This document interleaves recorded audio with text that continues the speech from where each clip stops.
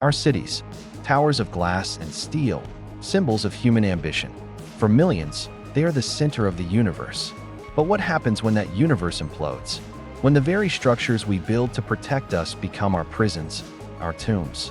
This isn't a story about statistics or headlines. This is a story about the moment the world turns upside down, and the only thing left is the will to survive. Imagine the ordinary start to an ordinary day. The hum of the office, the clatter of keyboards, the city buzzing with life outside your window. Then, a tremor, a shudder that runs through the building's very bones.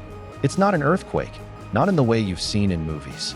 It's a deep, violent groan from the structure itself. The lights flicker, then die.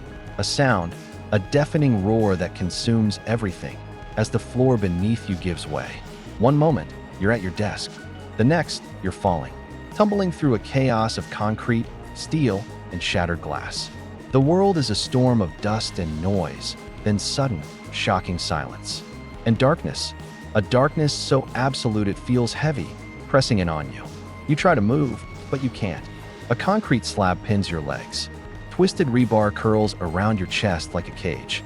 The air is thick, choked with a powder that burns your throat with every shallow breath. Panic tries to claw its way up, a primal scream trapped in your lungs. You call out, but your voice is swallowed by the rubble. Is anyone else there? The silence is the only answer. Hours bleed into an eternity. Hope becomes a flickering candle in a hurricane. Every distant groan of the wreckage sends a fresh wave of terror. Is it settling? Is it about to crush you completely? You think of your family, your friends. Their faces flash in the darkness, a painful, beautiful montage of a life you might never return to. But then, something else kicks in. A stubborn refusal to surrender. You focus on your breathing, on the tiny pocket of air you have. You listen, not for rescue, but for life. The drip of a broken pipe becomes a clock, marking time. The scuttling of a rat becomes a sign that you are not entirely alone in this tomb. You are trapped, buried, but you are alive. And as long as you are alive, you will fight. Now, picture a different kind of collapse. Not a sudden implosion, but a slow, relentless invasion. The rain starts, heavier than you've ever seen.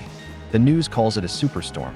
You watch from your apartment window as the street below becomes a river. At first, it's a novelty. Then, the water begins to rise. Not in inches, but in feet. It swallows cars, submerges storefronts. The power grid fails, plunging the city into a medieval darkness, punctuated only by lightning. The water is no longer just on the street. It's seeping under your door. It's bubbling up from the drains. Panic sets in as the first floor of your building disappears beneath a murky, churning deluge. The city's roar is replaced by the terrifying sound of a flood. You scramble for higher ground, grabbing what little you can. You join your neighbors on the roof, a small island of humanity in a newly formed ocean. Below, your world is gone. Familiar streets are now treacherous canals filled with floating debris. The water is cold, merciless, and it is still rising.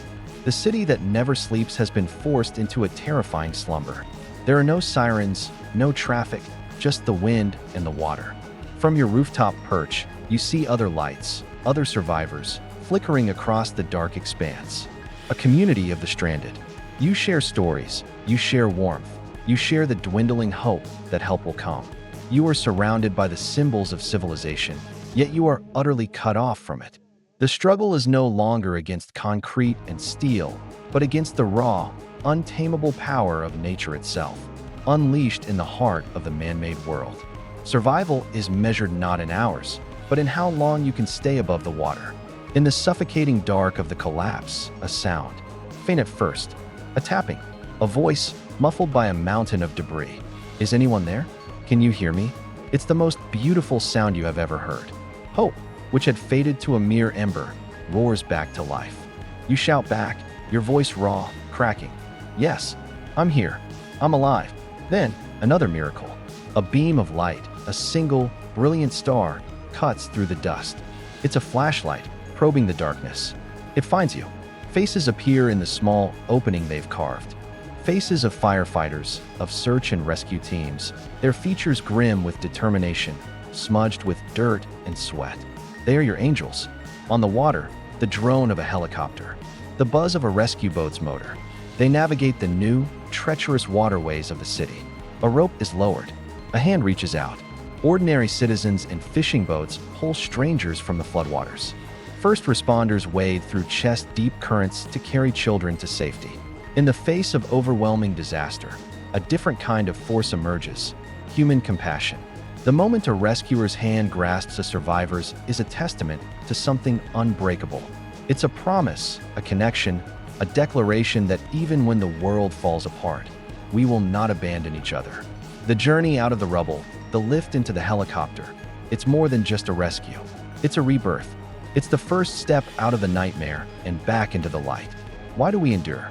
When faced with the unimaginable, what is it that pulls us through? We see it in the survivors, bandaged but not broken, taking their first steps back into a changed world. We see it in the communities, clearing rubble with their bare hands, sharing food, opening their homes. We see it in the quiet strength of a city beginning the long, arduous task of rebuilding. The scars on the skyline will remain, a permanent reminder of the fragility of our world. But they also stand as monuments to our resilience. These events teach us a hard lesson. Preparedness is not paranoia. Knowing your evacuation routes, having a basic emergency kit, building strong bonds with your neighbors, these are not small things. They are the tools that can mean the difference between life and death.